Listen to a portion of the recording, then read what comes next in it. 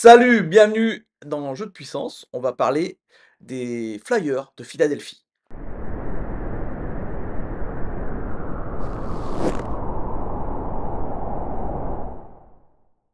Les Flyers de Philadelphie sont presque une bonne surprise la saison dernière.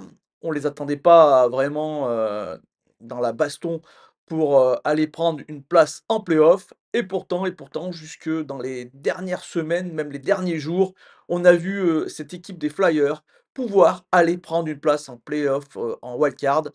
Ils vont perdre cette place sur les dernières semaines où ça a été beaucoup plus difficile.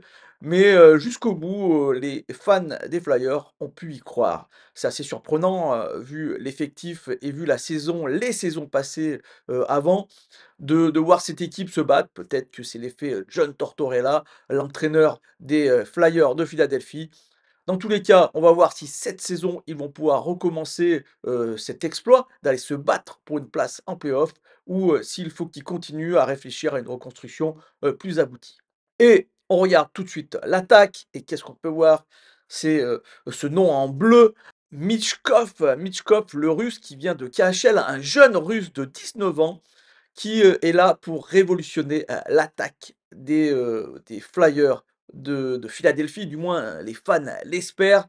On attend énormément de ce jeune russe qui n'a que 19 ans, mais qui a déjà beaucoup joué du côté de la KHL. Cette équipe, au final, en attaque, est plutôt bien équilibrée entre jeunes joueurs et vétérans. On espère que Sean Couturier pourra être en santé. La saison dernière, il avait raté la moitié de la saison à cause d'une blessure. Il avait fini la fin de saison, mais bon, il n'avait pas joué pendant beaucoup de temps. Il n'empêche qu'il y a quand même des très très bons joueurs. Je pense à un Travis Konecny qui a fait très très bien la saison dernière, le meilleur joueur des Flyers de Philadelphie avec 33 buts et 68 points. Mais les jeunes, comme je vous disais, n'étaient pas en reste. Un Tyson Foster, 20 buts, 55 points et un Owen Tippett, 28 buts, 53 points.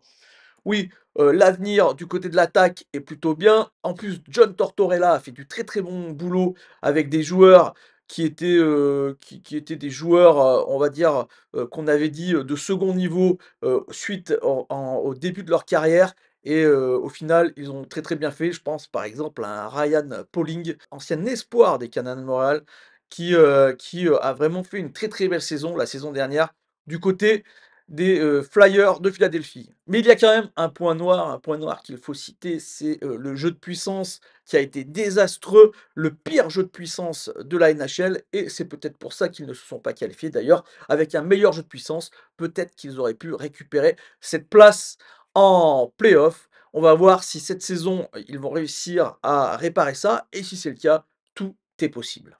En défense, en défense, on va voir des joueurs qu'on a déjà vu jouer du côté des Flyers la saison dernière. Les 6 joueurs ont déjà joué là-bas. Et donc, on va espérer que Jamie Drysdale, qui est arrivé en milieu de saison avec un échange avec les Ducks d'Anaheim, pourra se révéler être le joueur qu'on espère. Oui, la saison dernière, il n'a pas été très très bon car il est arrivé du côté des Flyers de Philadelphie, mais on attend énormément de Jamie Drysdale. On reverra Rasmus Ristolainen qui a été blessé tout le long de la saison.